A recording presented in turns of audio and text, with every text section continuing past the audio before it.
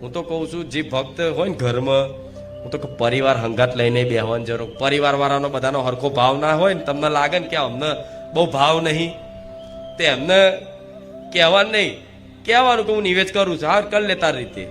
તો મઠમાં જઈને એકલા નિવેદ કરી દેવાનું, એકલા એમને પ્રસાદી ખવડાવવાની. એકલા બેહીન કરો. હું એવું કહું છું, જો એકલા બેહીન કરશો ને તમે તમારી કુળદેવી તમે એકલા, તો એ માતાને બહુ આનંદ લાગશે. શી ખબર એ ફોટામાં હોય અને ફોટામાંથી જ અવાજ કાઢો, આંખો પટપટાવો, આંખનો પલકારો ઝપકે. આ બધા ચમત્કાર ક્યારે થાય? એકાંતમાં થાય. કોઈ દિવસ એકલા બેઠા છો? કેટલા લોકો પોતાની કુળદેવી આગળ એકાંતમાં બેઠા છે, બસ કોઈ નહીં. હા, અલગ અનુભવ થાય છે ને. હા, આનંદ અનુભવ થાય, શાંતિ અનુભવાય.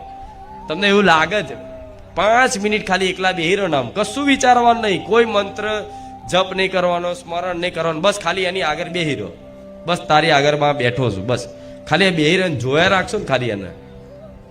ભલે તમને વિચારો આવે, મન તમારું લાગવા નહીં દે, મન નહીં લાગવા દે. આ માયા રૂપી મન છે ને એ તમને ભક્તિ નહીં કરવા દે, માને જોવાય નહીં દે. માને જોવા જશો ને તો એ અંદર અસંખ્ય ખોટા વિચારો ચાલુ થઈ જશે ને, બેચેની ચાલુ થઈ જશે ને, ગમશે નહીં. છતાંય તે મનના વિચારો જેવા આવે એવા બધું એક બાજુ રાખીને તમારે બસ જોઈ લેવાનું, માં આ વિચારો હું નહીં કરતો, આ વિચારો આપે રૂપે જૂના સંસ્કારોના લીધે આ સમૂહ ભેગો થયો છે ને એટલે આ વિચારો આવે છે, એવું માનજો.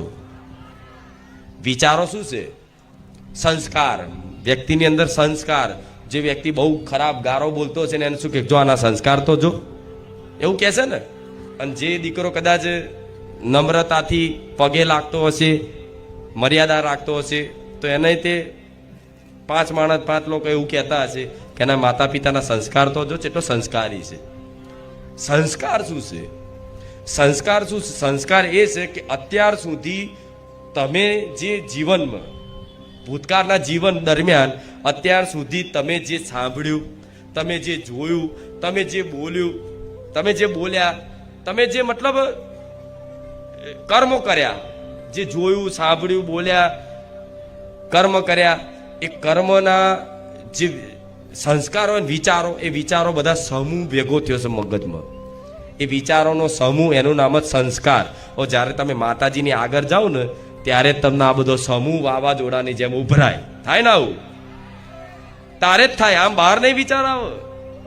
કઈક લોકોનો પ્રશ્ન હશે, બહાર નહીં વિચાર આવે. આ બહાર ઉભા છે ને મઢુલી, મઠની બહાર તાર કશો વિચાર નહીં આવે. જેવો મઠમાં પગ મેલો ને એવું વિચાર ચાલુ, આક્રમણ થાય. તમે છેલ્લે કંટાળી